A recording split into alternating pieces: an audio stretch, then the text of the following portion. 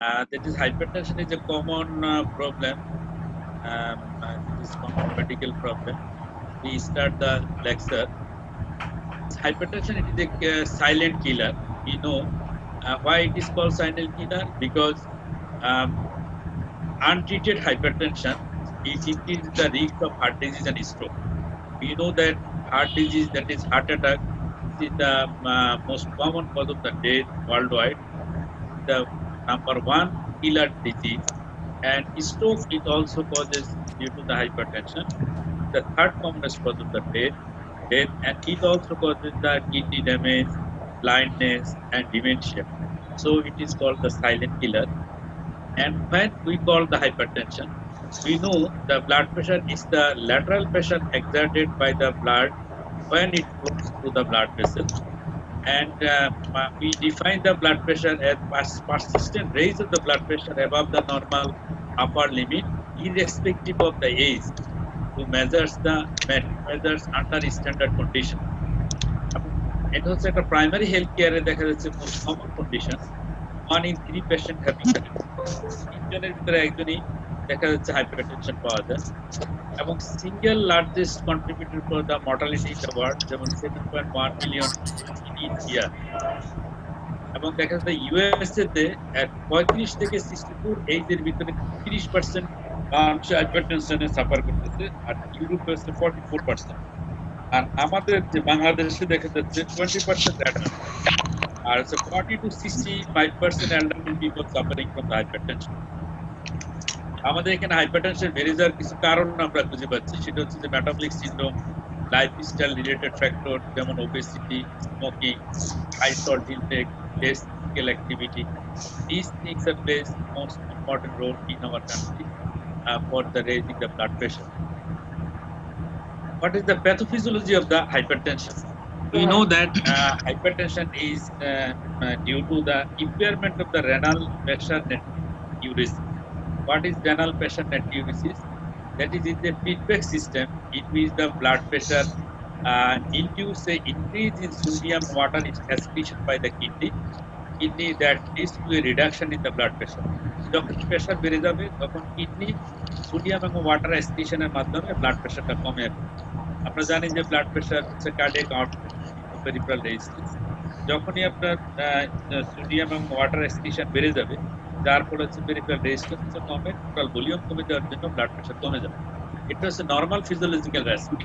এখন কোনো কারণে যদি রেনাল প্রেশার নাইট্রিউরেসিস যদি কোনো ডিস্টারবেন্স হয়, তখনই ব্লাড প্রেশার হবে। যেমন কি কারণে এই জিনিসটা ইম্পেয়ারমেন্ট হচ্ছে? তিনটা কারণ আমরা খুঁজে পাচ্ছি। একটা হচ্ছে ইম্পেয়ার্ড রেনাল ফাংশন, কোনো কারণে যদি রেনাল ফাংশন ইম্পেয়ার্ড হয়। নাম্বার 2 হচ্ছে inappropriate activation of the hormone that regulates the salt and water excretion by the kidney, যেমন যেটা হচ্ছে রেনিন অ্যানজিওটেনসিন অ্যালডোস্টেরন সিস্টেমের মাধ্যমে রেগুলেট হয়। এই সিস্টেমের কোথাও ডিস্টার্ব হলে হাইপারটেনশন হবে। আরেকটা হচ্ছে excessive activation of the sympathetic nervous system. এই তিনটা ফ্যাক্টরের কারণেই দেখা যাচ্ছে যে আপনার হাইপারটেনশন হচ্ছে। যেমন এখানে আমি একটা ছবি দিচ্ছি, যেটা হার্টসে এই ছবিটা আছে। এখানে হলো দেখেন impaired renal function, inappropriate activation of the hormone that regulate the salt and water excretion in the kidney, and excessive activation of the sympathetic nervous system। এর কারণে হচ্ছে কি impaired renal function, renal pressure natriuresis, sodium and water excretion কমে যাবে, যার ফলে হাইপারটেনশনটা হবে। এখন আসি আমরা হাইপারটেনশনের যে হয়ে গেলে আমরা হাইপারটেনশন করবো, আর কত ডিসি থাকলে আমরা এটা নরমাল ডিসি করবো। এখন এই জিনিসটা হচ্ছে কি আমাদের টেক্সট বুক গুলোতে সব জায়গায় বলা আছে যে 140 মিলিমিটার মার্কারি সিস্টোলিক আর ডায়াস্টোলিক 90 বা তার উপরে যদি হয় তখন আমরা হাইপারটেনশন করবো।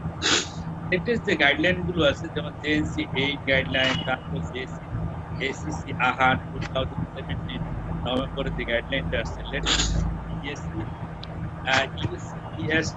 সবাই একটু মাইকটা মিউট রাখেন। 2018 যে গাইডলাইন আছে, সেই গাইডলাইন অনুযায়ী আমরা যেটা দেখছি লেটেস্ট যেটা ইউরোপিয়ান সোসাইটি অফ কার্ডিওলজি যে গাইডলাইনটা, সেই গাইডলাইনে আমরা দেখতে পাচ্ছি যে অপটিমাম হচ্ছে 120 millimetre mercury less than 80 millimetre মার্কারিকে আমরা অপটিমাম। আর ব্লাড প্রেশারকে এখানে তিনটা ক্যাটাগরিতে ভাগ করা হচ্ছে। একটা হচ্ছে হাইপারটেনশনকে যে grade 1 hypertension, grade 2, grade grade 1 আমরা বলছি যে 140 to 145 মিলিমিটার মার্কারি সিস্টোলিক, আর ডায়াস্টোলিক 90 to 99 মিলিমিটার মার্কারি। আর গ্রেড 2 হচ্ছে 160 160 by 1 162 179, আর হচ্ছে ডায়াস্টোলিক হচ্ছে 100 by 109। এটাকে আমরা গ্রেড 2। আর গ্রেড 3 আমরা বলতেছি হচ্ছে more than 180 or equal to 180 millimetre mercury systolic, আর ডায়াস্টোলিক হচ্ছে more than or equal to 110 millimeter mercury grade 3 hypertension। কে তো আমার কাছে এই ক্লাসিফিকেশনটা একটু অ্যাপ্রোপ্রিয়েট মনে হয়। এটা হচ্ছে ম্যাক্সিমাম আপনার সোসাইটি গুলোর সাথে মিলে, এবং অন্যান্য গাইডলাইন গুলো যেমন কিডনি রিলেটেড, তারপরে প্রেগন্যান্সি রিলেটেড সব গাইডলাইন গুলোর সাথে এটা মিলে। যেখানে হলো ব্লাড প্রেশার আমরা বলতেছি যে 140/90 উপরে আছে যে ব্লাড প্রেশার আমরা বলবো, তবে তার নিচের গুলোকে আমরা কি বলবো? যেমন নরমাল ধরা হচ্ছে যে 120 থেকে 129 কে নরমাল, 84, আর হাই নরমাল বা এলিভেটেড ব্লাড প্রেশার যেটাকে আমরা বলতে পারি 130 to 139 আর 85 to 89। এই এলিভেটেড এর ক্ষেত্রে আমরা হচ্ছে যেমন লাইফস্টাইল মডিফিকেশনের কথা বলি, আর ফলো আপ এর সঙ্গে রাখতে পারি। গ্রেড 1 2 3 এর ক্ষেত্রে হচ্ছে আমরা চিকিৎসা প্রয়োজন। আমরা যদি আমেরিকান কলেজ অফ কার্ডিওলজির গাইডলাইন দেখি, সেখানে আমরা দেখতে পাচ্ছি যে নরমাল ঠিক আছে 128, বুঝতে পারছো? কিন্তু এলিভেটেডটা হচ্ছে 120 বা 129, যেটাকে আমরা নরমাল বলতেছি ইএসসি, হাইপারটেনশন। আর স্টেজ 1 হলো 130 বা 139, স্টেজ 2 হলো 140 থেকে 180 উপরে। তবে সবচেয়ে মনে রাখার জন্য সুবিধা হচ্ছে ইএসসিটা। ইএসসিটা আমাদের প্র্যাকটিক্যাল যে আমরা কাজ করি, প্র্যাকটিক্যাল কাজের সাথে একই সাথে মিলতেছে ইএসসি। সুতরাং ইএসসিটাই মনে রাখার জন্য চেষ্টা করি, এতটুকু মনে রাখতে। নেক্সট হলো আইসোলেটেড। দেখা যাচ্ছে শুধুমাত্র সিস্টোলিক ব্লাড প্রেশার অনেক সময় বেড়ে যায়, ডায়াস্টোলিক ব্লাড প্রেশার নরমাল থাকে। তখন আমরা বলি আইসোলেটেড সিস্টোলিক হাইপারটেনশন। সবাই মাইকটা মিউট রাখেন, স্যারের কথা শোনা যাচ্ছে না, অন্য সাইডটা করতেছে অনেকে। Doctor Partha, doctor Jitu, mike তোর স্পিকার অফ করো। আইসোলেটেড সিস্টোলিক হাইপারটেনশন আমরা বলবো হচ্ছে যদি শুধুমাত্র সিস্টোলিক ব্লাড প্রেশারটাই বেশি থাকে, এটা হলো 140 মিলিমিটার মার্কারি বা তার বেশি যদি থাকে, আর ডায়াস্টোলিক ব্লাড প্রেশার তখন আমরা তাকে বলবো আইসোলেটেড সিস্টোলিক হাইপারটেনশন। এল্ডারলি পেশেন্টের ক্ষেত্রে দেখা যায়, বা কারণে ভলিউম ওভারলোড যদি হয় সেই ক্ষেত্রে দেখা যায় আইসোলেটেড পাওয়া যায়। নেক্সট হলো আমরা যদি ডিজিটটা ডিফাইন করি, যে মানে কত ডিজিট উপরে গেলে আমরা হাইপারটেনশন পাবো, কোন কন্ডিশনে আমরা হাইপারটেনশন পাবো, তখন আমরা আসছি যে যদি blood pressure 140 millimetre mercury systolic, diastolic 90, এবং তার যদি বেশি হয়, এবং সেটা হলো দুইটা আপনার কেয়ারফুলি রিডিং নিতে হবে এবং দুইটি অকেশনে নিতে হবে, সেই ক্ষেত্রে আমরা তখন তাকে বলতে পারবো যে এটা হাইপারটেনশন লেভেল। নেক্সট হচ্ছে যে হাইপারটেনশন, এখানে দেখা যাচ্ছে কখনো কখনো আমরা ব্লাড প্রেশার যেমন ডাক্তারের চেম্বারে আসলে ব্লাড পাওয়া যায়, বাড়িতে পাওয়া যায়, আবার কখনো বাসায় পাওয়া যাচ্ছে, ডাক্তারের চেম্বারে পাওয়া যায়, এরকম সিচুয়েশন আমরা ফেস করি। সেই হিসাবে আমরা এখানে 4টা ক্যাটাগরি করতে পারি। একটা হচ্ছে নরমাল ব্লাড প্রেশার, যেমন যেখানে আমি চেম্বার অথবা অফিসে ব্লাড প্রেশার মাপলাম, সেখানে নরমাল, বাসাতেও আমি দেখলাম যে ব্লাড প্রেশার। আর হচ্ছে যদি আমি দেখি যে না, দুই দিকেই ব্লাড প্রেশার বেশি, আমি অফিস, ক্লিনিক বা হেলথ কেয়ার সেটিং এ অথবা হোম, নন হেলথ কেয়ার বা অ্যাম্বুলেটরি ব্লাড প্রেশার মনিটরিং যদি দেখি ব্লাড প্রেশার বেশি, দুই দিকেই ব্লাড প্রেশার বেশি, তখন আমরা তাকে বলবো সাসটেইন হাইপারটেনশন। আরেকটা হচ্ছে মার্কস হাইপারটেনশন। দেখা যাচ্ছে যে ক্লিনিক বা হেলথ কেয়ার সিস্টেমে ব্লাড প্রেশারটা পাওয়া যাচ্ছে না, কিন্তু home reading a blood pressure বেশি পাওয়া যাচ্ছে। আরেকটা হচ্ছে হোয়াইট কোট হাইপারটেনশন। দেখা যাচ্ছে হাইপারটেনশন ক্লিনিকে পাওয়া যাচ্ছে, কিন্তু আপনার বাসাতে ব্লাড প্রেশার পাওয়া যাচ্ছে। এইভাবে আমরা ক্যাটাগরি করতে পারি যে প্রেশার। মার্কস হাইপারটেনশন বা হোয়াইট কোট, এই ক্ষেত্রে হচ্ছে পেশেন্টটা আমরা লাইফস্টাইল মডিফিকেশনের জন্য বলতে পারি, ফলো আপে রাখতে পারি। আর যদি অ্যাংজাইটি, টেনশন এগুলো থাকে, সেগুলো মিনিমাইজ করার জন্য আমরা যখন সাস্টেইন হাইপারটেনশন থাকে, সেক্ষেত্রে লাইফস্টাইল মডিফিকেশন পাশাপাশি মেডিকেল ম্যানেজমেন্ট। নেক্সট হলো ইটিওলজি। আমরা জানি যে অধিকাংশ হাইপারটেনশনের ক্ষেত্রে কোনো পজিটিভ পাওয়া যায়, তাকে আমরা বলি প্রাইমারি অথবা অ্যাসেন্ডিয়েন্ট হাইপারটেনশন। 90 থেকে 95% কেসে পজিটিভ পাওয়া যায়।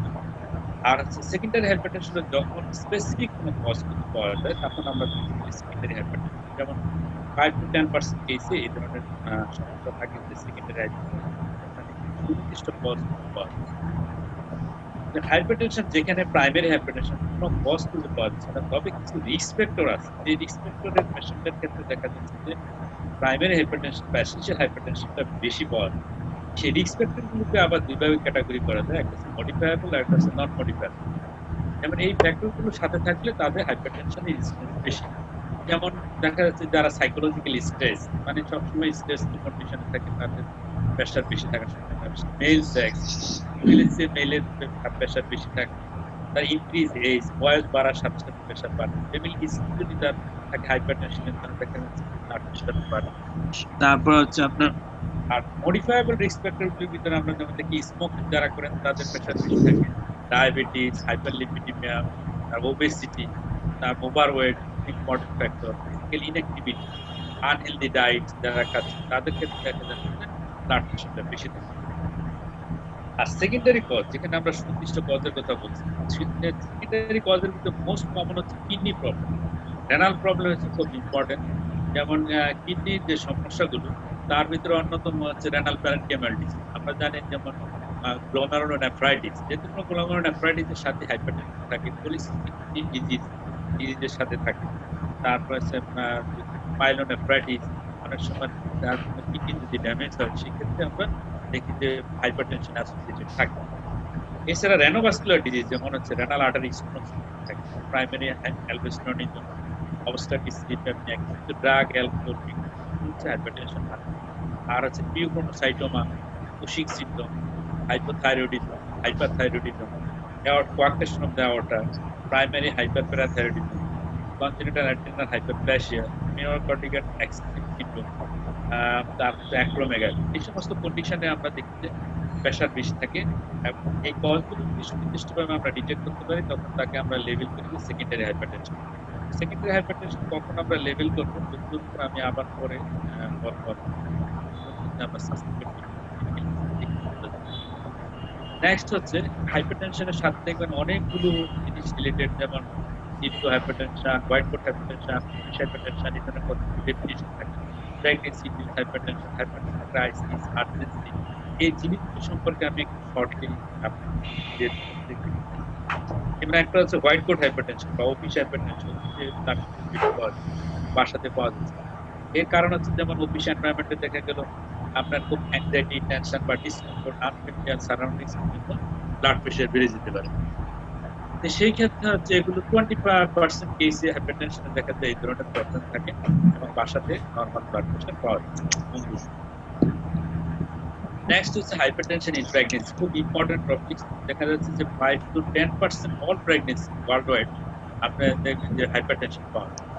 এখন এখানে যে ডেফিনিশনটা ওরা করছে, যেটা হচ্ছে আমেরিকান গাইনিক থেকে ডেফিনিশনটা, ওরা হচ্ছে আপনার more than 140 millimetre mercury or equal to 140 systolic and or diastolic blood pressure হচ্ছে আপনার more than equal to 90 millimetre mercury যদি পাওয়া যায়, এবং দুইটা সেপারেট সেটিং আমরা মেজার করতে পারবো, সেই ক্ষেত্রে আপনি বলতে পারবেন যে এটা প্রেগন্যান্সি মানে hypertension in pregnancy.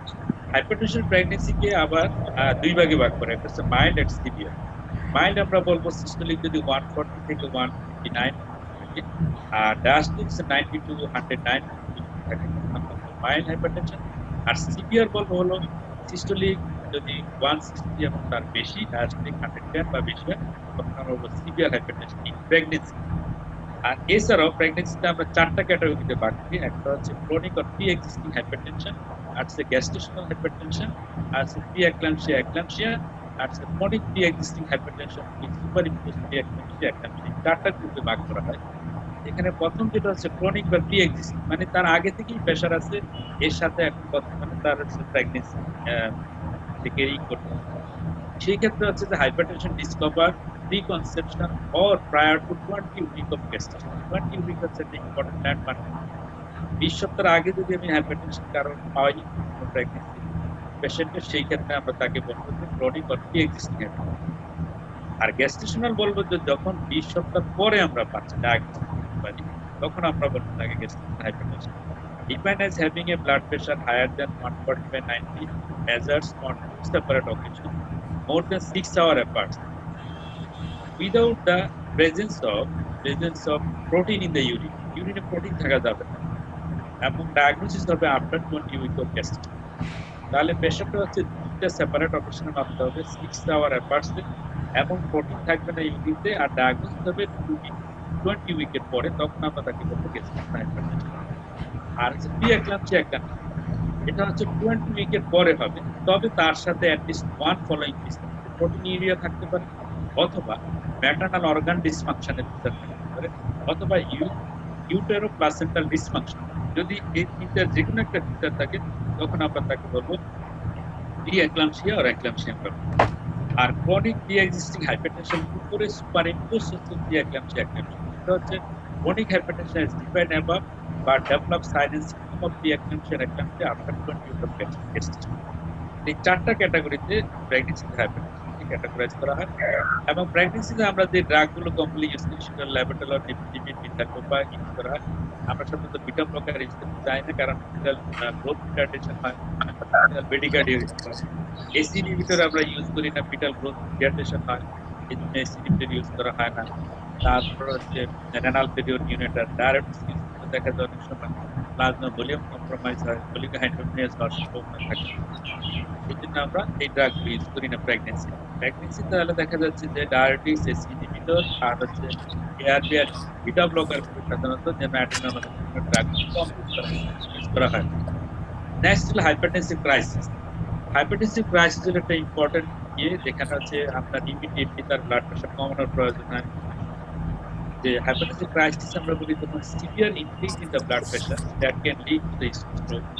Actually high blood pressure যদি থাকে, systolic blood pressure 180 millimeter mercury or higher, অথবা diastolic blood pressure যদি 120 millimeter or higher যদি থাকে, সেই ক্ষেত্রে আমরা বলবো যে hypertensive crisis, সেক্ষেত্রে blood pressure damage থাকার সাইন থাকতে পারে। The patient need prompt change in the medication if there are no indication, no other indication. আর ড্যামেজের যদি সাইন থাকে, অর্গান ড্যামেজ মানে হচ্ছে ব্রেন বা ব্রেনে যদি আপনার যেমন হাইপারটেনশন, তারপর রেনাল ফাংশন ইমপ্যারমেন্ট, তারপর ভিজুয়াল ডিস্টারবেন্স, এই ধরনের যদি অর্গান ড্যামেজের কন্ডিশন থাকে, সেই ইমিডিয়েট আমরা এই ফ্লোচার্টটা দেখলে আমরা বুঝতে পারবো যে হাইপারটেনসিভ ক্রাইসিসের ক্ষেত্রে আমরা কি করবো। যেমন সিস্টোলিক ব্লাড প্রেশার আমরা বললাম যে 180 মিলিমিটার আর ডায়াস্টোলিক 120 মিলিমিটার বেশি হয়, তখনই আমরা তাকে বলতেছি হাইপারটেনসিভ ক্রাইসিস। সেই ক্ষেত্রে আমাদের এখানে যে target organ damage new progressive অথবা ওয়ার্সনিং আছে কি নাই, যদি থাকে সেটা হবে আপনার হাইপারটেনসিভ ইমার্জেন্সি, আর না থাকলে সেটাকে আমরা বলি আর্জেন্সি বা মার্ক এলিভেটেড হাইপারটেনশন আমরা বলি। তাহলে মার্ক এলিভেটেড যদি থাকে উইদাউট অর্গান ড্যামেজ, সেই ক্ষেত্রে আমরা যেমন ড্রাগগুলোকে একটু মডিফাই করে দিতে পারি, অথবা ইন্টেন্সিফাইং করতে পারি ওরাল ড্রাগগুলোকে রিঅ্যারেঞ্জ করে আর ফলো আপের আমরা বলতে রোগী। আর হচ্ছে যখন ইমার্জেন্সি হবে, যেমন টার্গেট অর্গান ড্যামেজ থাকে, সেই ক্ষেত্রে আপনার রোগীকে ভর্তি হওয়ার জন্য বলা হয়, সেটাকে ভর্তি করতে হবে। এবং সেখানে কিছু কন্ডিশন আবার আপনার ডিটেক্ট করতে হবে যে তার অ্যাওর্টিক ডিসিশন আছে কিনা, লিভার এক্লাম্পসিয়া, প্রিএক্লাম্পসিয়া অথবা পিউকোসাইটোমা ক্রাইসিস, এই ধরনের এই তিনটার কোনো প্রবলেম আছে কিনা। যদি থাকে সেক্ষেত্রে আমার ব্লাড প্রেশার 1 ঘন্টার ভিতরে 140 মিলিমিটার মার্কারি নামিয়ে আনতে হবে, আর হচ্ছে 120 মিলিমিটারের নিচে নামাইতে হবে যদি অ্যাওর্টিক ডিসেকশন হয় ইন 1 আওয়ারের। আর যদি এই তিনটা কন্ডিশন না থাকে, সেই ক্ষেত্রে আমরা কি করবো, ব্লাড প্রেশার কমাবো 25% over first hour, then 160 by 100 millimeter to 110 millimeter mercury over next 2 to 6 hours, then normal over next 20 to 48 hours, gradually 48 hours কমাইলে হবে যদি আউটিক ডিসেকশন বা সিভিয়ার প্রিএক্লাম্পসিয়া ক্রাইসিস। নেক্সট হলো ইমার্জেন্সি। আমি ওখানে ইমার্জেন্সিটা বলে ফেলছি, যেমন এটা হলো হাই ব্লাড প্রেশারের সাথে, মানে ইমার্জেন্সি ব্লাড প্রেশারের সাথে যদি একটু ইম্পেয়ারমেন্ট হতে হয়, ওয়ান অর মোর অর্গান যদি থাকে, ব্রেন, আই, হার্ট, অ্যাওর্টা অথবা কি ড্যামেজ থাকে, এটাকে আমরা ইমার্জেন্সি। আর হচ্ছে আর্জেন্সি আমরা কখন বললাম, যে বেশি নান এলিভেটেড ব্লাড প্রেশার কিন্তু কোনো টার্গেট অর্গান ড্যামেজের কোনো এভিডেন্স নাই, যেমন তার পালমোনারি এডিমা নাই, কার্ডিয়াক ইসকেমিয়া বা নিউরোলজিক্যাল রেনাল ইমপ্যারমেন্ট, এই ধরনের কোনো সমস্যা যদি না থাকে, তখন তাকে সেক্ষেত্রে অনেক সময় হসপিটাল না রেখেও আমরা ড্রাগ অ্যাডজাস্টমেন্ট। নেক্সট হলো রেজিস্টার্ড হাইপারটেনশন। রেজিস্ট্যান্ট হাইপারটেনশন দেখবেন অনেক সময় যে ব্লাড প্রেশার ওষুধ দেওয়া হচ্ছে, একটা দুইটা এভাবে বাড়ানো হচ্ছে কিন্তু ব্লাড প্রেশার কন্ট্রোল হচ্ছে না। যেমন আমরা ডিফাইন করি কিভাবে এটাকে, যে blood pressure that remain the above goal in spite of the concurrent use of the three antihypertensive agents of different classes. Ideally, one of the three agents should be a diuretic and all agents should be prescribed at optimal dose. সবগুলো ড্রাগে optimal dose থাকবে এবং তিনটা drug use করা হচ্ছে তিনটা ক্লাসে, এবং এর ভিতরে একটা অবশ্যই ডায়াবেটিক্স থাকতে হবে, ডায়াবেটিক ক্লাসের একটা ড্রাগ থাকবে। এরপরে যদি ব্লাড প্রেশার আমরা টার্গেট করলে না পারি, সেই ক্ষেত্রে আমরা বলবো তাকে resistant hypertension. Next refractory hypertension. Refractory hypertension আমরা বলতেছি যে যখন failure to achieve the blood pressure control করা যাচ্ছে না, হাইপারটেনশন এক্সপার্ট যেমন আমাদের দেশে কার্ডিওলজিস্টই দেখে, সেই ক্ষেত্রে দেখা যাচ্ছে মিনিমাম 3 মান্থ ফলো আপ করা হচ্ছে, তারপর ব্লাড প্রেশার করা যাচ্ছে না। During the minimum 3 follow up, 3বার ফলো আপ করা হচ্ছে 6 মাসের ভিতরে, আপনার তারপরও ব্লাড প্রেশার করা যাচ্ছে এবং তার জন্য 5টা অথবা তার বেশি যদি ড্রাগ লাগে, সেই ক্ষেত্রে আমরা তাহলে এখানে কয়েকটা ক্রাইটেরিয়া আছে, তার করা যাচ্ছে না। হাইপারটেনশন এক্সপার্ট দিয়ে 3বার ফলো আপ করা হচ্ছে 6 মাসের ভিতরে, 5টা এবং তার বেশি যদি ড্রাগ লাগে, তখন আমরা বলি রিফ্রেক্টরি হাইপারটেনশন। যেমন এই ইয়ে থেকে আপনার ফিগারটা থেকে দেখা যাচ্ছে যে রেজিস্ট্যান্ট হাইপারটেনশন হচ্ছে আমরা বলি যে 3টা ড্রাগের উপরে থাকে, ইনক্লুডিং ওয়ান ডায়াবেটিস, 5টা বা তার উপরে যদি চলে যায় তখন আমরা তাকে করি হাইপারটেনশন। এখন রিফ্রেক্টরি হাইপারটেনশন কেন হচ্ছে? দেখা যাচ্ছে অনেক সময় আনসাসপেক্টেড সেকেন্ডারি কজ, সেকেন্ডারি কোনো কজ আছে যেটা আমরা সেটা ডিটেক্ট করতে পারছি, যার জন্য হচ্ছে কি আমার ব্লাড প্রেশার অথবা poor অ্যাডহারেন্স to the therapeutic plan. যেমন আমি ওষুধ দিতে বাড়াচ্ছি, অনেক রোগী আছে যে তারা ওষুধ দিতে চান যে 4টা 5টা ওষুধ দিচ্ছে ডাক্তার, এতগুলো ওষুধ কিভাবে খায়, সে দেখা যায় বাড়িতে যে 1টা খাচ্ছে 2টা খাচ্ছে, আবার ওষুধের দোকানদারের সাথে আলাপ করে দেখা যাবে যে 1টা দিকে ওষুধ বাকি বিল খান, মানে প্রেসক্রিপশনের ভিতরে 5টা আছে কিন্তু বাড়িতে আসলে সে খায় 1টা কিনা। এরকম দেখা যায় পুয়ার অ্যাডহারেন্স খুব একটা ইম্পর্টেন্ট ফ্যাক্টর। আর হচ্ছে কন্টিনিউয়াস ইনটেক অফ, দেখা যাচ্ছে তো অনেক সময় রোগী তার ব্যথার জন্য ব্যথার ওষুধ খাচ্ছে, স্টেরয়েড জাতীয় ওষুধ যেগুলো ব্লাড প্রেশার বাড়ায়, কিন্তু সেটা ঠিকমতো বলছেন না রোগীকে। এই ধরনের দেখা যায় অনেক সময় হয় যে অ্যানেস্থেটিক খাচ্ছে, ভলিউম ওভারলোড হচ্ছে, যার জন্য ব্লাড প্রেশার কমে যাচ্ছে। তারপর হচ্ছে লাইফস্টাইল মডিফিকেশন, খুব ইম্পর্টেন্ট ফ্যাক্টর, যেটা হচ্ছে ব্লাড প্রেশার ক্ষেত্রে আমরা ওষুধ দিচ্ছি কি ওষুধ খাচ্ছেন বা খাচ্ছেন না, আবার ওখানে সে লাইফস্টাইল যে মডিফিকেশন, ওয়েট কমানোর কথা, ওয়েট তো কমাচ্ছেন না, বরং আপনি পাচ্ছেন 100 কেজি, পরের বার আসলেন 100 কেজি অথবা বেরিয়ে যাচ্ছে, কিন্তু ওজন নিয়ন্ত্রণ করার জন্য তার কোনো উদ্যোগী নেই, অথবা হেভি অ্যালকোহল ইনটেক, অথবা দেখা যাচ্ছে বেশি বেশি লবণ খাচ্ছেন, প্রগ্রেসিভ রেনাল ড্যামেজ থাকতে পারে, অথবা ডায়াবেটিক্স অ্যাপ্রোপ্রিয়েটলি দেওয়া হচ্ছে না ডোজ মতো। এই সমস্ত কারণে অনেক সময় দেখা যাচ্ছে রিফ্রেক্টরি হাইপারটেনশন। এখন আসেন আমরা মোটামুটি জানলাম যে হাইপারটেনশনের সাথে বিভিন্ন কন্ডিশনগুলোকে কিভাবে ডিফাইন করে। এখন হচ্ছে হাইপারটেনশনের একটা রোগী কিভাবে আমরা ইনভেস্টিগেট করব, যে আমাদের কাছে যে আসে। সাধারণত আমরা হিস্ট্রি থেকে অধিকাংশ হাইপারটেনশনের পেশেন্ট প্রেজেন্ট করা হচ্ছে without any clinical sign and symptom. কোনো সাইন সিম্পটম অনেক রোগীর ক্ষেত্রে পাওয়া যায় না। রোগী যখন ডাক্তারের চেম্বারে অন্য কোনো কন্ডিশনের জন্য আসে, তখনই ব্লাড প্রেশার মাপার পর দেখা যাচ্ছে ব্লাড প্রেশার পাওয়া যাচ্ছে, এটা এক ধরনের। আর কিছু কিছু পেশেন্ট যেমন মাথা ব্যথা, হেডেক, ভার্টিগো, ডিজনেস, তারপর নেক পেইন, চেস্ট ডিসকমফোর্ট, এই ধরনের কিছু বার্নিং সেনসেশন, এগুলো নিয়েও অনেক সময় পেশেন্ট প্রেজেন্ট করতে পারে। আর আমরা আরেকটা গ্রুপ পেশেন্ট পাই হচ্ছে, সেটা হচ্ছে যে পেশেন্ট প্রেজেন্ট উইথ কমপ্লিকেশন, যেমন দেখা যাচ্ছে তার migraine infarction, ischaemic heart disease, অথবা হার্ট ফেলিউর, বা ব্রেনের যে সমস্ত কমপ্লিকেশন, মেন্টাপোলোপ্যাথি, ischaemic stroke, renal function impairment, এই ধরনের প্রবলেমগুলো নিয়ে রোগী প্রেজেন্ট করতেছে, তার সাথে আমরা ব্লাড প্রেশার মাপার পর কিন্তু ব্লাড প্রেশার পাওয়া যায়। তাহলে একটা গ্রুপ হচ্ছে এসিম্পটোমেটিক, আরেকটা গ্রুপ হচ্ছে যে যারা হচ্ছে মেডিকেল চেকআপের সময় আমরা ডায়াগনোস করতে পারি, আরেকটা গ্রুপ হচ্ছে সিম্পটম নিয়ে প্রেজেন্ট করে, আরেক গ্রুপ হচ্ছে কমপ্লিকেশন নিয়ে আসে। তাহলে এই পেশেন্টগুলোকে যখন আমাদের কাছে অ্যাপ্রোচ করতে, এই রোগীগুলোকে তখন আমাদের কি কিছু পরীক্ষা নিরীক্ষা করা লাগে। যেমন আমরা জানি যে কিছু মডিফায়াবল এবং রিস্ক ফ্যাক্টর আছে, ওই মডিফায়াবল রিস্ক ফ্যাক্টর যদি আমরা মডিফাই করতে পারি, তাহলে ব্লাড প্রেশারও কম থাকে, রিস্কও কম থাকে। এই জন্য আমাদের কিছু পরীক্ষা নিরীক্ষা করা হয়। পরীক্ষা নিরীক্ষার ভিতরে আমরা কি করি, যেমন তার ডায়াবেটিস আছে কিনা দেখতে হবে, রক্তে কোলেস্টেরলের পরিমাণ দেখতে হবে, কিডনি ফাংশন ঠিক আছে কিনা দেখতে হবে, ইলেকট্রোলাইট দেখা লাগে, তারপর ইউরিন অ্যানালাইসিস খুব ইম্পর্টেন্ট, কারণ রেনাল ফাংশন একটা common problem thyroid function disturbance in our country com, thyroid function এটা ইসিজি করতে হয়, বেশি স্যার আছে হাইপার মেডিসিন আছে। আমরা এই ধরনের বেসিক ইনভেস্টিগেশন কিন্তু আমরা করি। খুব একেবারে কমন যে ইনভেস্টিগেশন ইউরিন অ্যানালাইসিস আরই করতে হয়। ইউরিনারিতে অনেক ইনফরমেশন চলে আসে, যেমন যাচ্ছে নার যাচ্ছে কাজ যাচ্ছে থেকে আমরা রেনাল ফাংশন ইম্পেয়ারমেন্ট যেটা হচ্ছে কমন প্রবলেম সেটা আমরা ডিটেক্ট করতে পারি। নেক্সটলি ইকোকার্ডিওগ্রাম আমরা মেনশন করে হাইপারটেনশন, দেখুন তার লেফট ভেন্ট্রিকুলার হাইপারট্রফি আছে কিনা দেখার জন্য, বা কার্ডিয়াক তার হচ্ছে যে হার্টের উপর তার ইফেক্ট দেখার জন্য আমরা ইকোকার্ডিওগ্রাম করি। তারপর আপনার সমস্যা হচ্ছে কিনা দেখার জন্য। তারপর হচ্ছে আমরা ইউরিন অ্যালবুমিন ক্রিয়েটিনিন রেশিও দেখা হয়। আর এই ছিল প্রাইমারি হাইপারটেনশন। সেকেন্ডারি হাইপারটেনশন আমরা তো পদ আমরা পেলাম সেকেন্ডারি।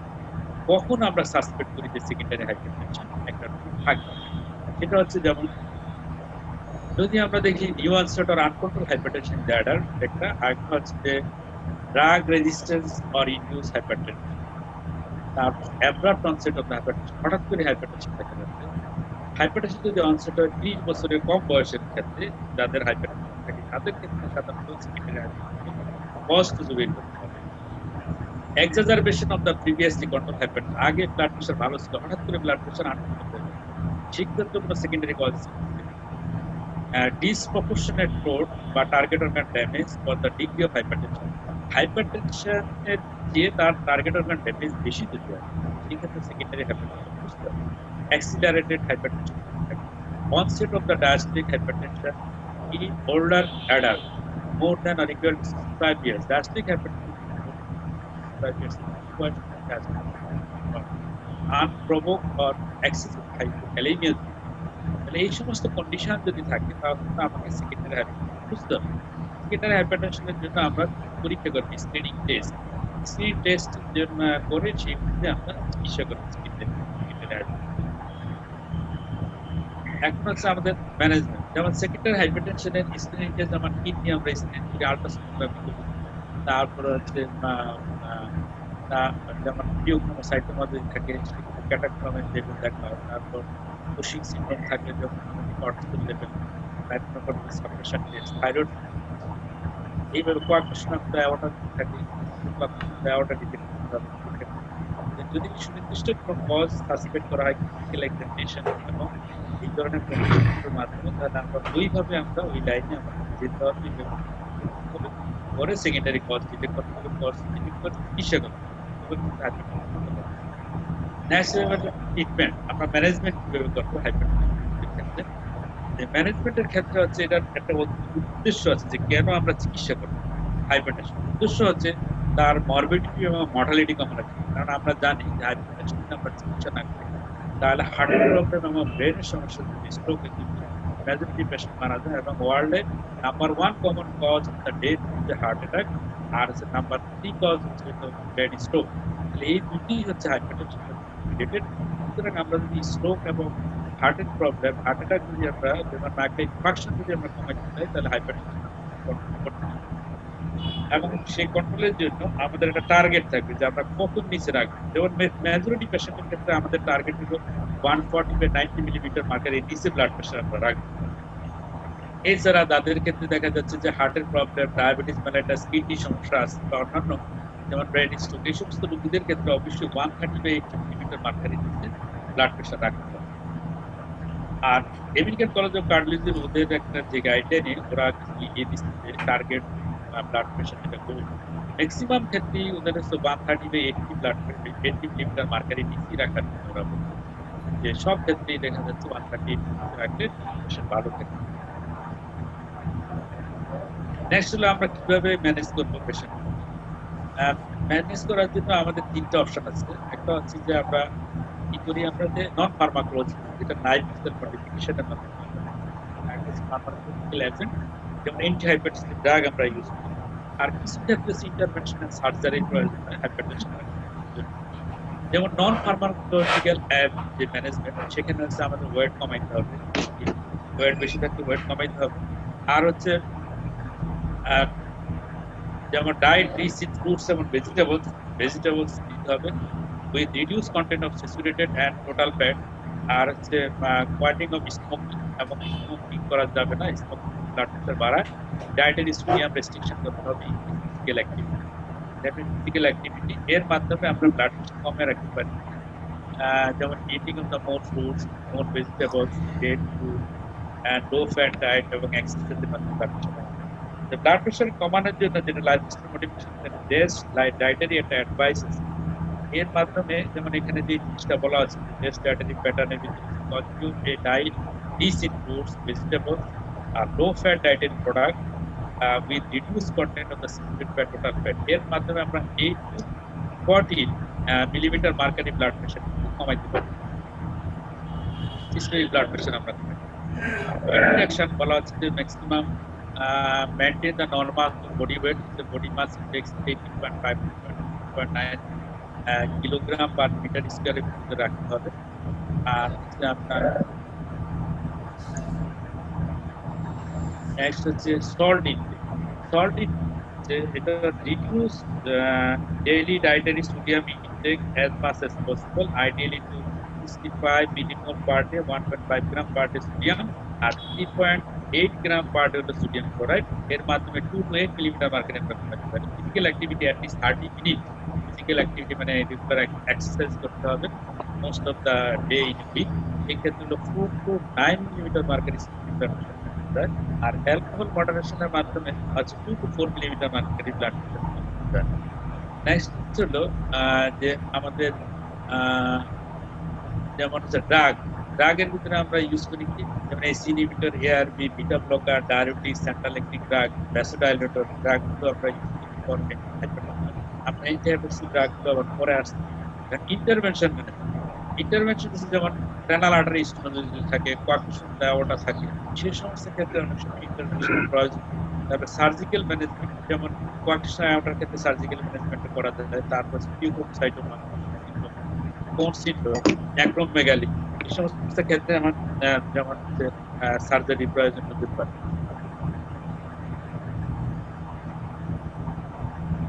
যেটা হচ্ছে লেটেস্ট গাইডলাইন, যে ইএসসিআর ইউরোপিয়ান সোসাইটি অফ হাইপারটেনশন যে গাইডলাইন, সেই গাইডলাইন অনুযায়ী যে ড্রাগ থেরাপির কথা বলা হচ্ছে, সেখানে হচ্ছে ইনিশিয়াল থেরাপিতে ওরা বলা হচ্ছে যে ডুয়েল কম্বিনেশন থেরাপি দেওয়ার জন্য বলা হয়, যে একটা পিল মানে একটা ওষুধের মধ্যে দুইটা ড্রাগ থাকবে, এইভাবে দেওয়ার জন্য ওরা বলে। সেটা হচ্ছে যে এসি ইনহিবিটর অথবা এআরবি, তার সাথে ক্যালসিয়াম চ্যানেল ব্লকার অথবা ডায়াবেটিস।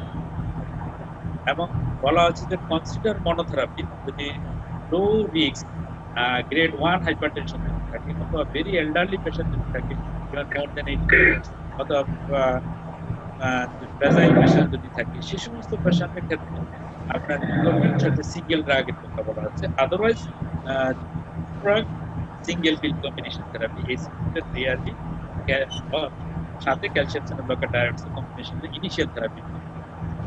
নেক্সট হচ্ছে আপনার স্টেপ 2 হচ্ছে ট্রিপল কম্বিনেশন, তাও সিঙ্গেল পিলের কথা বলা হয়। সিঙ্গেল পিল হলে সুবিধা হচ্ছে যে পেশেন্ট কমপ্লায়েন্স ভালো থাকে, অনেকগুলো ড্রাগ থাকলে খেতে চান, একটা খা আরেকটা বাদ দিয়ে দেন, ওর অ্যাডারেন্স ব্লাড প্রেশার কন্ট্রোল থাকে, জন্য তারা সিঙ্গেল পিল এবং কম্বিনেশন থেরাপি করতে পারে। ট্রিপল ড্রাগ সেক্ষেত্রে হবে এসি ইনহিবিটর অথবা এআরবি, সাথে ক্যালসিয়াম চ্যানেল ব্লকার, সাথে হলো ডায়াবেটিস। এই তিনটা ড্রাগের কম্বিনেশন দিতে হবে যদি স্টেপ 2 প্রথম স্টেপ করতে হয়।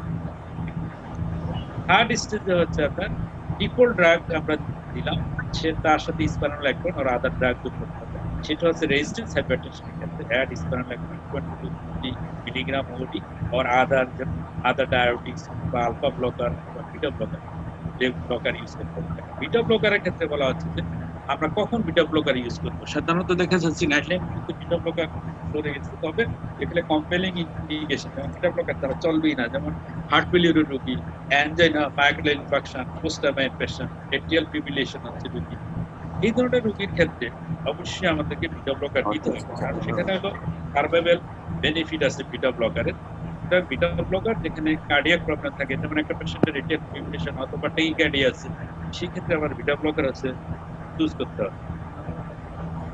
আর এখানে কতগুলো স্ট্র্যাটেজি আছে, এই strategy American college of cardiology ওদের যেমন স্ট্র্যাটেজি এ, যে আমরা একটা ড্রাগ দিতে পারি, যে start one drug, titrate to the maximum dose, then add second drug. এটা একটা স্ট্র্যাটেজি দিতে পারি। আমি একটা ড্রাগ দিয়ে শুরু করলাম, তার ডোজ বাড়াইতে বাড়াইতে ম্যাক্সিমাম ডোজে নিব, দেখে সাইড এফেক্ট যাতে না হয়, তারপরে আমি চলে যাবো সেকেন্ড ড্রাগ। এটা একটা step. These studies as they start one drug, then add a second drug before reaching the maximum dose of the first drug. মানে ম্যাক্সিমাম ডোজ ফার্স্ট ড্রাগে রিচ করার আগে আমি সেকেন্ড ড্রাগ, মানে দুইটা ড্রাগই কম লো ডোজে আমরা এড করবো যাতে কোনোটার সাইড এফেক্ট না হয়। Combination therapy. বি ক্লাসটাই অনেকে পছন্দ করেন, এইটাই বেশি প্র্যাকটিসিং হয়। নাম্বার সি হচ্ছে begin two drug at the same time, দুইটা ড্রাগ দিয়ে একত্রে শুরু হবে as separate pill or combination feel.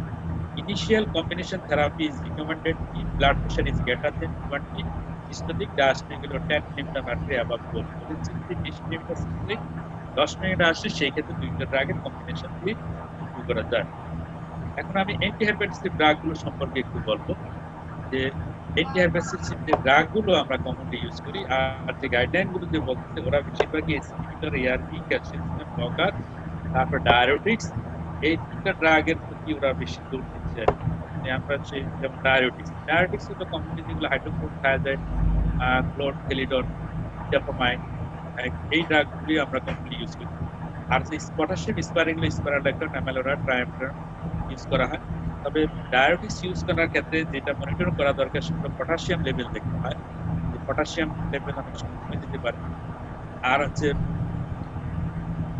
কিছু কিছু ডায়াবেটিস যেমন হাইড্রোক্লোরোথায়াজাইড মেটাবলিক সাইড ইফেক্ট বেশি, সুতরাং একটু মনিটর করা লাগে।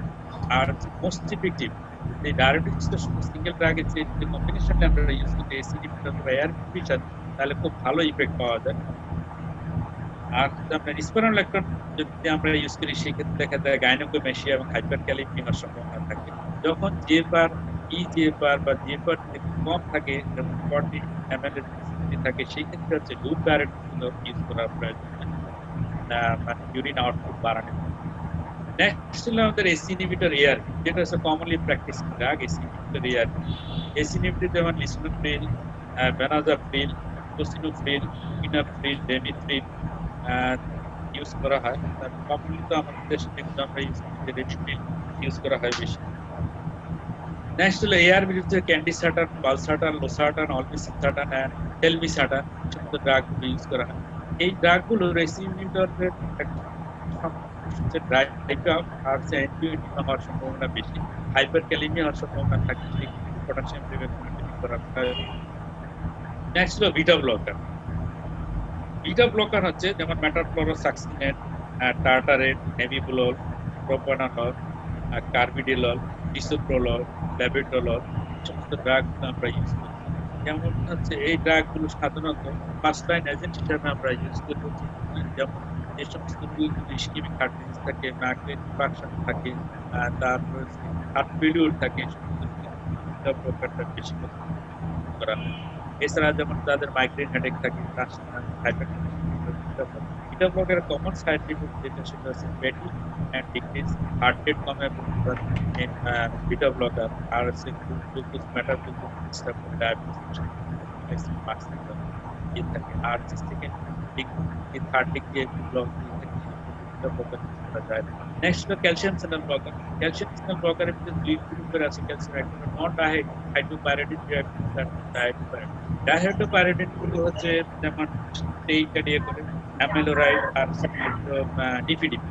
এই ড্রাগগুলো আবার হচ্ছে এডিমা করার সম্ভাবনা থাকে। এই ড্রাগ বিটা ব্লকার কম্বিনেশন ভালো। আর হচ্ছে ডাইহাইড্রোপাইরিডিন। আর নন ডাইহাইড্রোপাইরিডিন হচ্ছে যেটা হচ্ছে রেড ডিপিডি, যেটা রেড কমায়, যেমন ডিটিএস, প্যারাফামিন ড্রাগগুলো। এই ড্রাগগুলো হচ্ছে ভালো, যেখানে টেইকাডিয়ার সাথে হাইপারটেনশন অথবা যেটা সিস্টেমেটিক টেইকাডিয়া রেড ডিপিডি বিটা ব্লকারটা হচ্ছে ভালো, হার্ট রেট কমায় রাখে। তার সাথে বেসোডাইলেটর। বেসোডাইলেটরের ভিতরে আমরা যেটা ইউজ করি হাইড্রোলাজিন, তারপর হচ্ছে minoxidil, টেরাজোসিন, ডক্সাজোসিন। ড্রাগগুলো হাইড্রোলাজিন and minoxidil causes the reflex tachycardia, alpha blocker may cause the aortic hypertension. Alpha blocker group hypertension. Central acting drug is clonidine, methyl-dopa. Clonidine, methyl-dopa, clonidine available in US. Clonidine আর methyl-dopa central acting drug। আমাদের যখন যেমন 4 drug লাগে, তখন primary use করা হয়। Next এছাড়াও আমরা কিছু কতগুলো ইম্পর্টেন্ট পয়েন্ট আমি বের করে নিয়ে আসছি, যেমন thiazide group of diabetes useful in slowing the diminution the osteoporosis. দেখা যায় থায়াজাইড ডায়াবেটিসের মেটাবলিক সাইড ইফেক্ট অনেক বেশি, তার ভিতরে তার একটা ভালো দিক আছে, সে osteoporosis diminution তৈরি করে। আর বিটা ব্লকার হচ্ছে আমরা সাধারণত আমরা বলছি আগে ischaemic heart disease, pressure, migraine headache, thyroid obstruction, acidic tremor, পেরিকিওপার্ড এইসব ক্ষেত্রে আমরা ইউজ করি। ক্যালসিয়াম চ্যানেল ব্লকার আমরা ইউজ করি, যেমন রেনল্ডস বা সাবনিরিজমেন্ট, সেই ক্ষেত্রে হচ্ছে ক্যালসিয়াম চ্যানেল ব্লকার ইউজ করা হয়। আলফা ব্লকার হচ্ছে যেমন প্রোস্টেটের প্রবলেম যদি থাকে সেক্ষেত্রে আমরা আলফা ব্লকার ইউজ করতে পারি।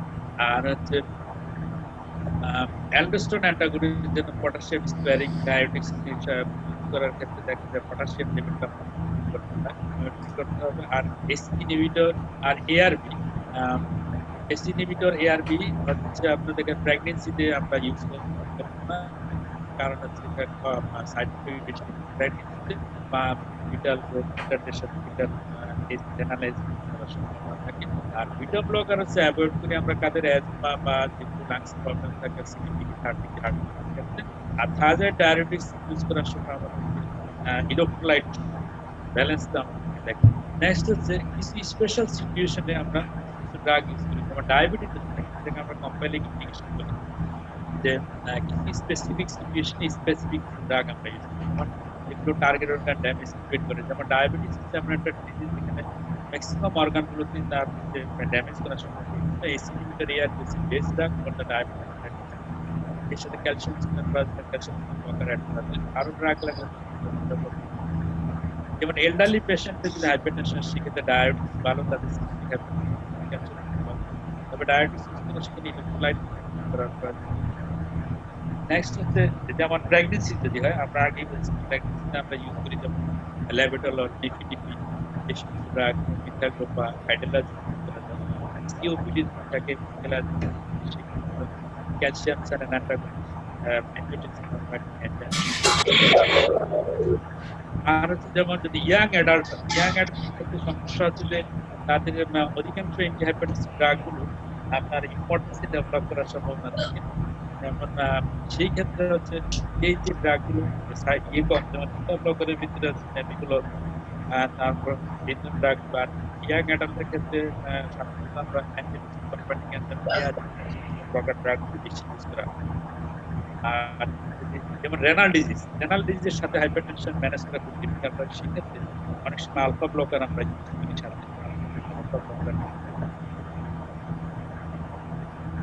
এমআইয়ের ক্ষেত্রে আমরা বলছি যে বিটা ব্লকার হচ্ছে ভালো ড্রাগ, তার সাথে এয়ার ইউজ করতে হবে যে রিমডেলিং ক্রিয়েট করার জন্য। অ্যাঞ্জিনার জন্য beta blocker, calcium blocker base.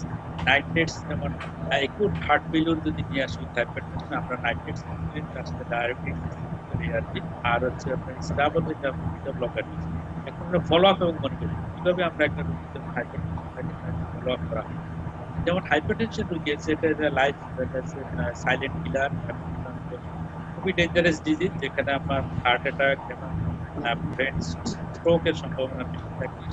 সেই জন্য এটা লাইফ কিলার ডিজিজ, আমাকে ফলো করতে লাইফ। যেমন অধিকাংশ পেশেন্ট একবার ওষুধ দেওয়ার পর বাসায় চলে যাবে, এইভাবে হবে না, তাকে ফলো আপে থাকতে হবে। যেমন তাকে ফলো আপে আসতে হবে, অ্যাডজাস্ট করতে হবে ড্রাগ, এবং ব্লাড প্রেশার করলে পিস করতে হবে। পিস করার জন্য ফলো করাতে ফলো করতে হবে। মোস্ট ফ্রিকুয়েন্ট ভিজিট লাগে, যেমন হচ্ছে তাদের ব্লাড প্রেশার বেশি থাকে, গ্রেড 2 বা 3 যাতে, তাদের ক্ষেত্রে বেশি ফলো আপ করা হয়। মোরবিড কন্ডিশন যদি অ্যাসোসিয়েট থাকে, যেমন heart attack, brain stroke, follow up করা হয়। আর সিরাম পটাশিয়াম আর ক্রিয়েটিন লেভেল মনিটরিং করতে হয়। পেশেন্ট রোগীদের ক্ষেত্রে মারিয়া আর ব্লাড প্রেশার গোল যদি রিসিভ করে এবং পেশেন্ট স্টেবল থাকে, সেই ক্ষেত্রে 3 to 6 মান্থ ইন্টারভ্যাল পর তাকে ফলো আপ করতে হবে। আর কোমরবিড কন্ডিশন যেমন হার্ট ফেলিউর, অ্যাসিডিটি, ডায়াবেটিস যদি থাকে, সেই ক্ষেত্রে তার ইনভেস্টিগেশন করার প্রয়োজন থাকে আর প্রয়োজন। মোটামুটি আমি শেষ দিকে চলে আসছি লেকচারে। take-home message গুলো হচ্ছে যে hypertension is an important medical and public health issue because it's a common and increasing of cardiovascular and as prevention of elevated blood pressure আমরা কিভাবে করতে পারি, specially those who have died, healthy food, তারপর হচ্ছে আপনার exercise, body weight reduction, smoking avoid করতে হবে, avoid alcohol intake, adequate potassium intake. এর মাধ্যমে আমরা ব্লাড প্রেশারকে প্রিভেন্ট করতে পারি। নেক্সট হলো এখানে দুইটা গাইডলাইন সবচেয়ে বেশি প্রচলিত, যেটা এসসি এবং আহা গাইডলাইন। এসসি যেটা বলা আছে for the real disease, ACC and AHA guideline maintain that all people with a blood pressure more than 130/80 millimeter marker কি তারা hypertension আর হচ্ছে ব্লাড প্রেশার গোল হচ্ছে তাদের হলো 130/80 millimeter মার্কার নিচে রাখতে হবে সব পেশেন্ট। আর হাইপারটেনশন তারা ডিফাইন 130/80। আর ইএসসি এন্ড এসএইচ গাইডলাইন অনুযায়ী হচ্ছে ব্লাড প্রেশারকে ডিফাইন করা হচ্ছে 140 মিলিমিটার সিস্টেমিক আর ডায়াস্টোলিক 90 মিলিমিটার মার্কারের উপরে, এবং গোল হচ্ছে 140/90 মিলিমিটার মার্কারের নিচে রাখতে হবে। আর স্পেসিফিক কিছু ক্ষেত্রে, যেমন এই ক্ষেত্রে হচ্ছে high cardiovascular risk, diabetes, red stone, এই সমস্ত ক্ষেত্রে, সে সমস্ত রোগীর ক্ষেত্রে অবশ্যই 130/80 মিলিমিটার মার্কারের নিচে ব্লাড প্রেশার রাখতে হবে। আর initial single pill combination therapy হচ্ছে স্ট্রংলি রিকমেন্ডেড সব ক্ষেত্রে, সেই ক্ষেত্রে ড্রাগ কমপ্লায়েন্স। আর হচ্ছে ARB, calcium channel blocker, beta blocker, আমাদের দেশে সবচেয়ে কমনলি প্রেসক্রাইবড ড্রাগ, আর non adherence to the standard guideline and irrational drug prescription আমাদের দেশে খুব কমন, এবং গাইডলাইন গুলো খুব একটা বেশি ফলো করা হয় না, দেখা যায় অধিকাংশ ক্ষেত্রে। আর নন অ্যাডহারেন্স হচ্ছে আমাদের পেশেন্টের একটা প্রবলেম, ঠিক আছে। আর lifestyle change have a major role to play the prevention and the management of the blood pressure and associated cardiovascular disease and the reduction of requirement of the intravenous drug therapy. যদি আমি lifestyle modification করতে পারি, তারা দেখা যায় যে ওষুধের পরিমাণ কম লাগে, কার্ডিওভাস্কুলার যেগুলো আছে কমপ্লিকেশন যেগুলো আছে সেই কমপ্লিকেশন গুলো কম হয়, আর হচ্ছে আমি ব্লাড প্রেশারটাকে ওয়েল কন্ট্রোল করি। মানে দেখা যাচ্ছে যে লাইফস্টাইল মডিফিকেশন জোর দিতে হবে, ওয়েট কমানো জরুরি, যেমন পেশেন্ট আছে ওয়েট বেশি, তার রেগুলার এক্সারসাইজ করা আছে, আর ডায়েটের হেলদি ডায়েটারি অ্যাডভাইস, যেটা পটাশিয়াম কন্টেন্ট ডায়েট, সেখানে লাইফ মডিফিকেশন খুব ইম্পর্টেন্ট। আর identify socioeconomic status and psychological stage as a risk factor for high blood pressure that considered in a patient plan care. দেখা যাচ্ছে যে আমাদের দেশে যেটা সমস্যা হচ্ছে যে লো সোশিওইকোনমিক কন্ডিশন বলা হচ্ছে রিস্ক ফ্যাক্টর, যে তার টাকা পয়সার সমস্যার জন্য টেনশনে থাকে সবসময়, তারপর ক্ষেত্রে যেটা স্ট্রেসফুল সিচুয়েশন, ব্যাড এনভায়রনমেন্ট, আমাদের দেশে দেখা যাচ্ছে ব্লাড প্রেশার বেশি থাকে। এই ফ্যাক্টরগুলো কনসিডার করতে হবে, যে দেখা যাচ্ছে ব্লাড প্রেশার ওষুধগুলো বাড়ানো হচ্ছে দেখতে হবে। তারপর হচ্ছে medication for the hypertension play the important role. If a patient already had a cardiovascular event such as heart attack, migraine infarction, stroke, or it at the higher risk of the heart attack, that the risk especially heart attack, the presence of the diabetes mellitus is chronic, higher calculated aspects of risk. যদি এই সমস্ত condition সেক্ষেত্রে medical management করতে হবে। তারপর many people need 2 or more types of the medication to control their blood pressure, and that people may take their pill more consistently of the multiple medication as a combination skill. যদি আমি single পিল use করতে পারি, সেক্ষেত্রে দেখা যায় রোগী ঠিক মতো খাবে। যেমন আমি যদি সকালে একটা ওষুধ খাবে, যাবে 3টা ওষুধ খুব আরামে খাবে। যদি আমি সকালে একটা, বিকালে একটা, দুপুরে একটা, 3 বেলায় ডাক্তারে যদি দেখি, রোগী কিন্তু খাবে না, একটা খাবে তো আরেকটা খাবে না, দোকানদারের সাথে আলাপ করবে, যে কোয়াকদের সাথে যে কয়টা খেলে ভালো হবে, এই ধরনের আলাপ করে ওষুধ খাবে। সিঙ্গেল ড্রাগ যদি মাল্টিপল ড্রাগ সিঙ্গেল পিল যদি হচ্ছে ড্রাগ খুব ভালো। Thank you all for patient hearing. কেমন আছেন স্যার? আমি ডক্টর আতিকুর রহমান, ফেইজের স্টুডেন্ট স্যার। তো স্যার আমি স্যার লেকচারের প্রথম থেকে আসলে জয়েন করতে পারিনি, আমাদের আজকে রাউন্ড ছিল স্যার।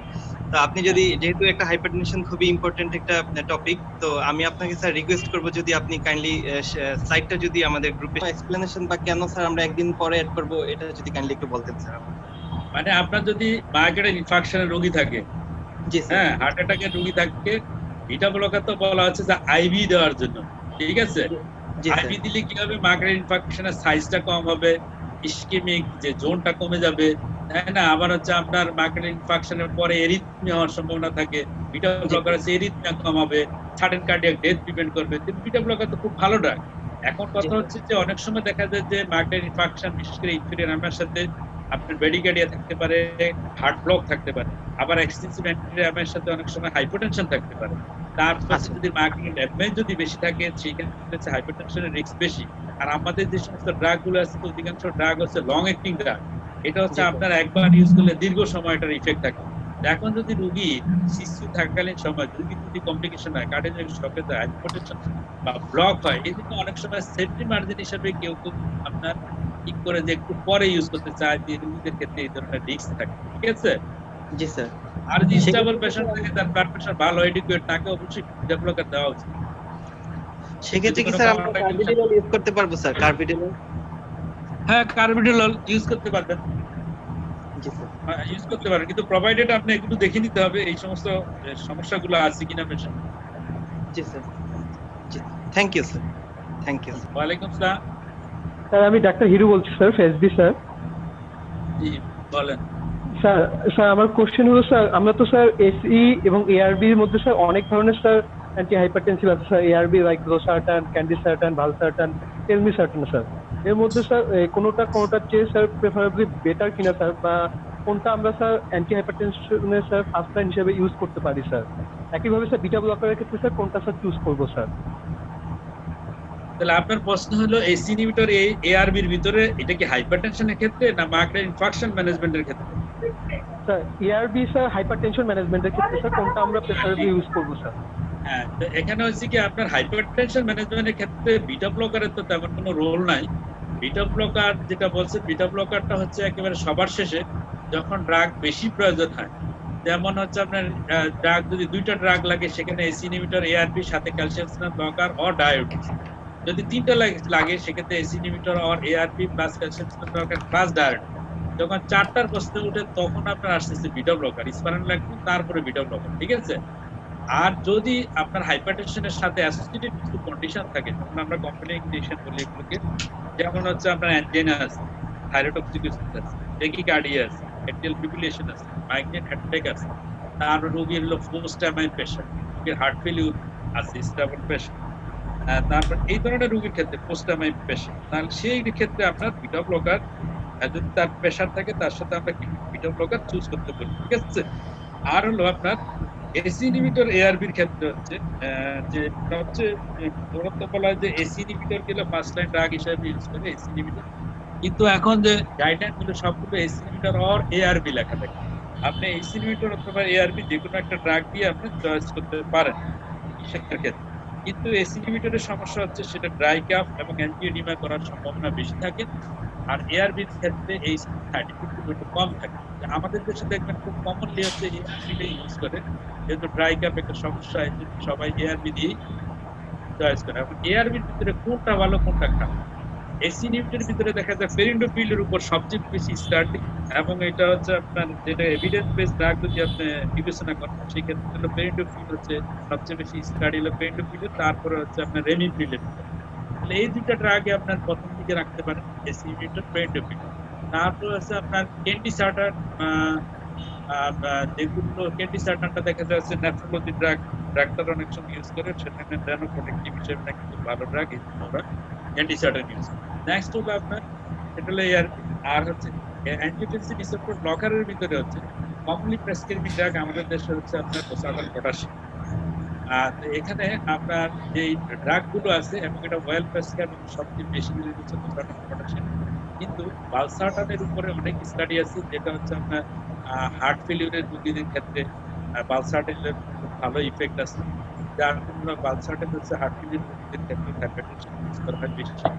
আর হচ্ছে আপনার যেটা হচ্ছে অলমিসার্টান হচ্ছে আপনার এখন নতুন আর্টসি ড্রাগ বেশি হচ্ছে অনেকের অলমিসার্টান এবং লোসার্টান, পটাশিয়াম, এই 2টা ড্রাগ ভালো, এবং কিছু ড্রাগ এগুলো হচ্ছে সেফটি প্রোফাইল ভালো এবং সাইড ইফেক্ট কম। তবে এই ড্রাগ ইউজ করার ক্ষেত্রে ন্যালান ফাংশন এবং ইলেকট্রোলাইট মনিটরিং করা প্রয়োজন। আর কিছু? Thank you sir. স্যার আমি ডাক্তার শওকত, সিলেট মেডিকেল থেকে বলছিলাম স্যার। স্যার আমার একটা কোয়েশ্চেন ছিল sir, pregnancy with hypertension sir. এখানে স্যার আমরা ড্রাগটা কোন লেভেলে শুরু করব, কারণ আমাদের বইতে স্যার ইউরোপিয়ানরা বলছে মোর দেন 140-90 আর আমেরিকানরা বলছে 160/105 এর উপরে গেল। প্র্যাকটিক্যালি আমরা স্যার কোনটা করব? আরেকটা আমার কোশ্চেন ছিল স্যার, আরেকবার বলুন। স্যার প্রেগন্যান্সি উইথ হাইপারটেনশন কোন লেভেলে আমরা স্যার মেডিকেশন শুরু করব স্যার?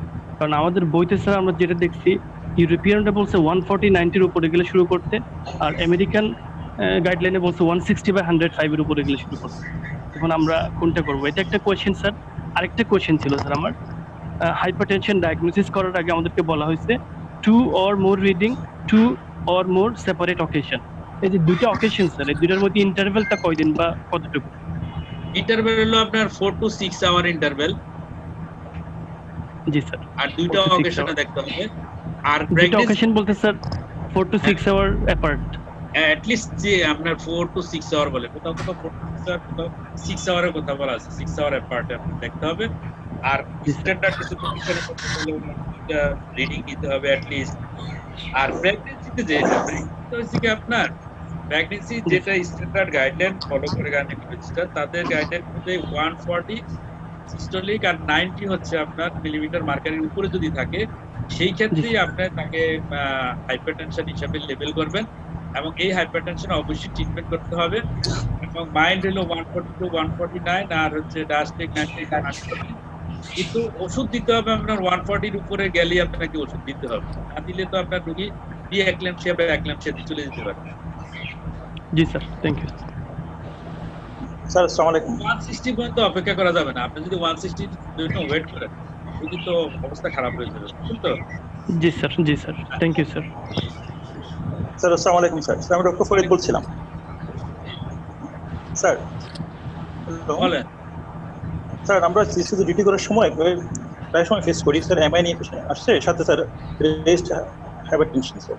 তখন স্যার আমাদের স্যার প্রেসার কমাই তো স্যার আমরা স্টেপটেকান ইউজ করি, কিন্তু স্যার আমরা আইবিজিটি ইউজ করি স্যার। কন্ডিশন ইউজ করি। হ্যাঁ তাই তো, এবং হচ্ছে আপনার বলা হচ্ছে যে হাইপারটেনশন উইথ মাইগ্রেন ইনফাকশন, হ্যাঁ জি sir. Hypertension with migraine infarction যদি থাকে, সেই ক্ষেত্রে আমাদের কি করতে হবে? এটা হচ্ছে টার্গেট অর্গান ড্যামেজের এভিডেন্স পাওয়া যাচ্ছে, তাই তো? জি স্যার। এই ক্ষেত্রে আপনার হাইপারটেনশনটাকে কমাইতে হবে, কারণ স্টেপটোকাইনেজ যদি আপনি ইউজ করেন, ব্লাড প্রেশার স্টেপটোকাইনেজের ক্ষেত্রে কত 180 মিলিমিটার মার্কারি সিস্টোলিকের নিচে থাকতে হবে, তাই না? জি যদি স্যার। তার উপরে থাকে তাহলে হিমোরেজিক স্ট্রোকের সম্ভাবনা বেশি থাকে। জি স্যার। সুতরাং আপনার ব্লাড প্রেশার 180 নিচে তো নামাইতেই হবে। এই ক্ষেত্রে নামানোর জন্য আমাদের সবচেয়ে কমন ড্রাগ যেটা হলো শর্ট অ্যাক্টিং এবং র্যাপিডলি কাজ করবে, সেটা হলো আইভি ফর্মে অ্যাভেলেবেল ড্রাগের ভিতরে নাইট্রেটস যেটা আমার অ্যাভেলেবল, এবং এই জন্য আমরা নাইট্রেটস ইউজ করি। নাইট্রেটস এর আরেকটা ভালো দিক হচ্ছে সেটা হচ্ছে আপনার ইস্কিমিয়া তো কমায়, তাই না? যেমন হচ্ছে মাইগ্রেন ইস্কিমিয়া কমায়, ইনফাক্ট সাইজ কমায়। যেমন মাইগ্রেন ইনফাকশন হইলো, ব্লাড সার্কুলেশন বাড়াচ্ছে ইনফাক্ট জোনে, ইনফাক্ট সাইজটা কমবে, তারপরে চেস্ট পেন কমবে, তাহলে চেস্ট পেন কমবে, ইনফাক্ট সাইজ কমবে, তারপরে ফ্লো বাড়াবে ইনফাক্ট রিজিয়নে, ফ্লো বাড়াইলে এরিথমিয়া কমবে। এখন তাহলে দেখা যাচ্ছে যে আপনার নাইট্রেটসটা খুব ইম্পর্টেন্ট ড্রাগ, সুতরাং নাইট্রেটস দিলে আপনার অনেকগুলো বেনিফিট আছে। এই জন্য আমরা কি করি আইভি নাইট্রেটস।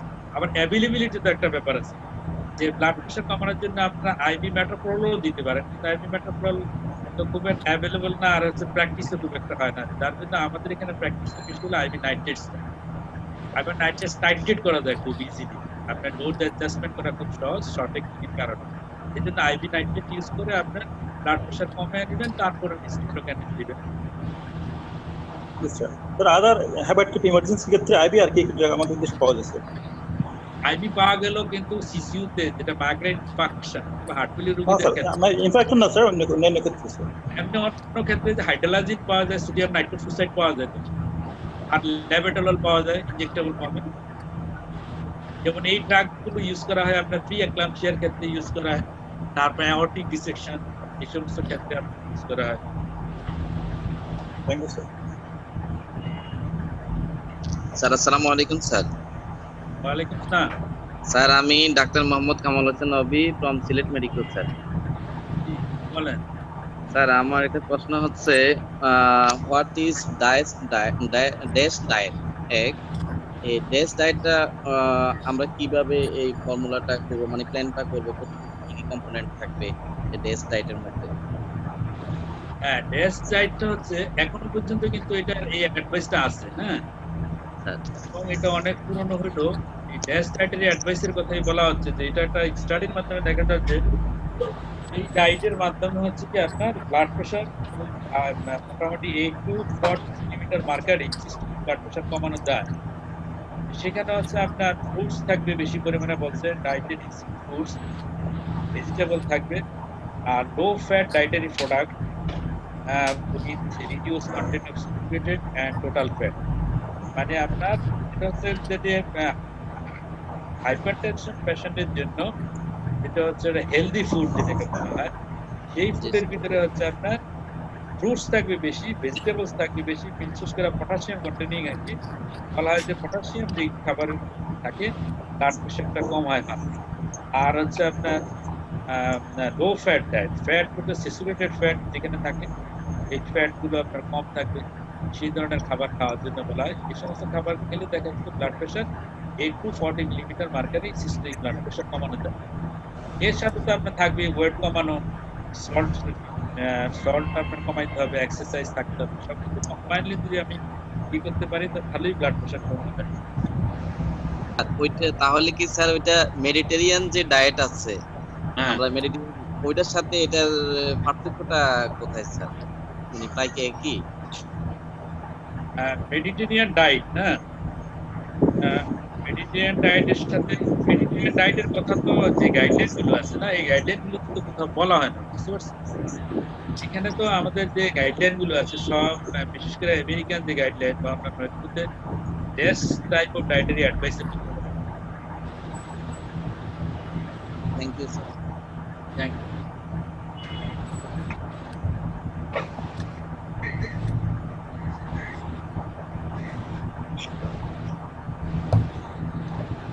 আর কখন যদি আপনার দেখা যায় রেনাল আর্টারি স্টেনোসিস থাকে সেই ক্ষেত্রে আপনি যেমন ইলেকট্রোলাইট এবং পটাশিয়াম লেভেল আর ক্রিয়েটিনিন লেভেল করলে কিন্তু আপনি বুঝতে পারবেন 2 উইক ইন্টারভ্যালে আপনাকে করতে হবে। যদি দেখা যায় তখন কিন্তু আপনাকে বন্ধ করতে হবে।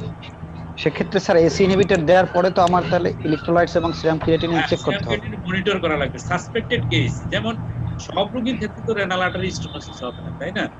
রেনাল আর্টারি স্টেনোসিস যাদের থাকে সেই রোগীদের ক্ষেত্রে ব্লাড প্রেশার বেশি থাকে, ফ্লাশ পালমোনারি ইডিমা হয়, মানে ওদের ক্ষেত্রে কিন্তু স্পেশাল সিচুয়েশন থাকে, তাই তো?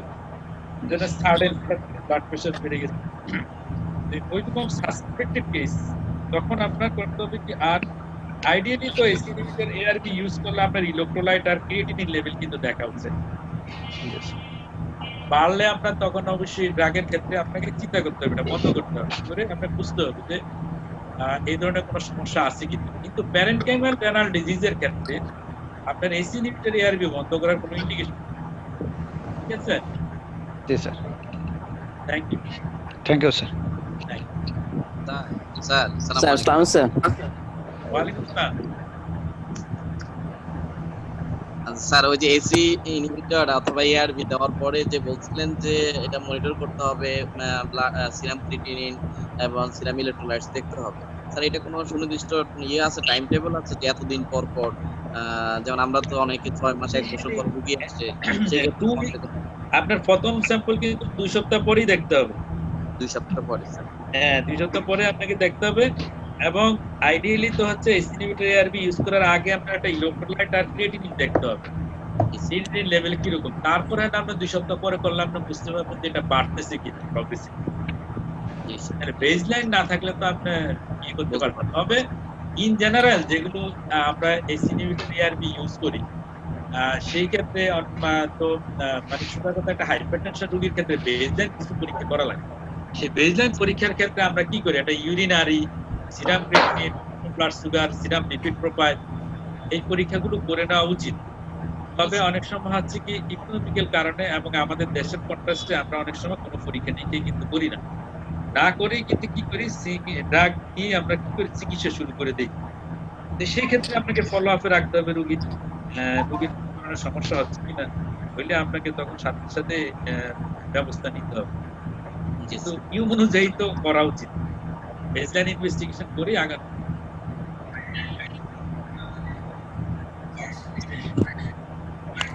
স্যার আসসালামু স্যার। ওয়ালাইকুম আসসালাম। স্যার শামীম বলছি স্যার। জি বলেন। স্যার হচ্ছে যে hypertensive emergency patient primary health care লেভেলে কোনো চিকিৎসা দেওয়ার সুযোগ আছে কিনা, সেক্ষেত্রে থাকলে কি management? Primary primary health care level sir. হ্যাঁ, তো হাইপারটেনশন এখন আসেন আমাদের বাংলাদেশের কন্টেক্সটে।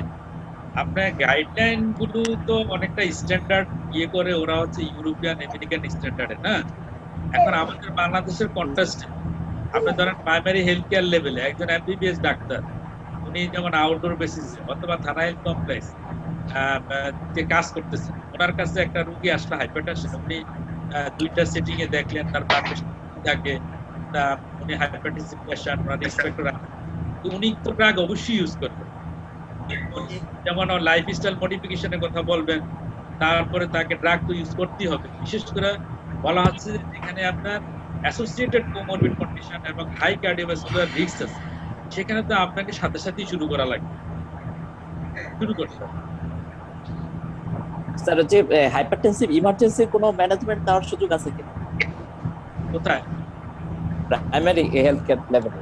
এবার আসেন হাইপারটেনসিভ, এখানে হলো হাইপারটেনসিভ ক্রাইসিসে আমরা দুইটা জিনিস বলছি, হাইপারটেনসিভ ইমার্জেন্সি আর একটা আর্জেন্সি, তাই তো? এখন আসেন কোন একটা রোগীর অনেক বেশি 180 বা তার বেশি, 120 মিলিমিটার বা তার বেশি, তাকে তো আমরা হাইপারটেনশন ক্রাইসিস বলি। এখন আসেন এরকম একটা পেশেন্ট যদি প্রাইমারি হেলথ কেয়ার লেভেলে আসে, সেই ক্ষেত্রে আপনি দেখলেন যে তার কোনো টার্গেট অর্গান ড্যামেজের কোনো এভিডেন্সই নেই, তার কনসাসনেস লেভেল ভালো, হাইপারটেনশন এনকাম্পাসিটি বিচার নাই, চোখেতে দেখতে কোনো সমস্যা নাই, ইউরিন আউটপুট ভালো, তাই না? যদি আপনি দেখেন যে কোনো ধরনের টার্গেট অর্গান ড্যামেজের কোনো এভিডেন্স নাই, বা আপনার হাতে যদি থাকে এটা ইসিজি করে দেখলেন, বা যেগুলো ক্রিয়েটিনিন করা যদি শুরু থেকে দেখলেন, এগুলোতে যদি কোনো টার্গেট অর্গান ড্যামেজের এভিডেন্স না থাকে, রোগী স্টেবল যদি থাকে, আপনি সেই রোগী কিন্তু ওষুধ দিতে পারেন, প্রেসক্রাইব করতে পারেন। যদি আগে কোনো ওষুধ খায় আপনি ওষুধের ডোজ বাড়ায় দিতে পারেন, অথবা আপনি করলেন একটু নতুন করে ওষুধ শুরু করতে পারেন, শুরু করে ফলো আপে রাখতে পারেন। এই রোগীকে আপনি রেফার করলে, যেমন একটা থানা হেলথ কমপ্লেক্স এটা রোগী দেখছেন, বাংলাদেশের ইকোনমিক্যাল স্ট্যাটাস এবং সবকিছু বিবেচনা করলে পেশেন্ট টু পেশেন্ট, প্রত্যেকটা পেশেন্ট কিন্তু সেপারেট। একটা গরিব পেশেন্ট আসলে আপনি সেই রোগীকে তো ঢাকায় বা কোথাও রেফার করতে পারবেন, বা হায়ার কোনো একটা জায়গায় রেফার করতে পারবেন। পেশেন্টের ওজন অনুযায়ী যদি পেশেন্টটা মনে হয় খুব ভিআইপি বা যে 180-220 করে গেলে এখন স্ট্রোক হয়ে যেতে পারে, অন্য কোনো কমপ্লিকেশন, সেই ক্ষেত্রে আপনার প্রাইমারি কিছু মেডিকেশন দিয়ে তাকে আপনি রেফার করতে হবে কোনো কার্ডিওলজিস্টের কাছে। যদি অর্গান ড্যামেজ থাকে, ধরেন তার হার্ট ফেলিওর ডেভেলপ করে গেল, চেস্ট পেন হচ্ছে, মাইগ্রেন ইনফাকশন, অথবা যেগুলো চোখের সমস্যা, ব্লাইন্ড, চোখে কম দেখতেছেন, এই ধরনের যদি কোনো সমস্যা তার ডেভেলপ করে যায়, তাকে তো অবশ্যই আপনি রেফার করতে হবে এবং একটা কোনো একটা সেন্টারে তাকে ভর্তি, যেমন ডিস্ট্রিক্ট হসপিটাল আপনি পাঠাইতে পারেন, যেখানে অনেক কার্ডিওলজিস্ট থাকেন, মেডিসিন স্পেশালিস্ট থাকেন, তাই না? এই ধরনের জায়গায় তাকে ভর্তি রেখে মনিটর করে তার ব্লাড প্রেশার আপনি কন্ট্রোল করে পারেন। আপনি কি বুঝতে পারছেন না? জি স্যার, জি।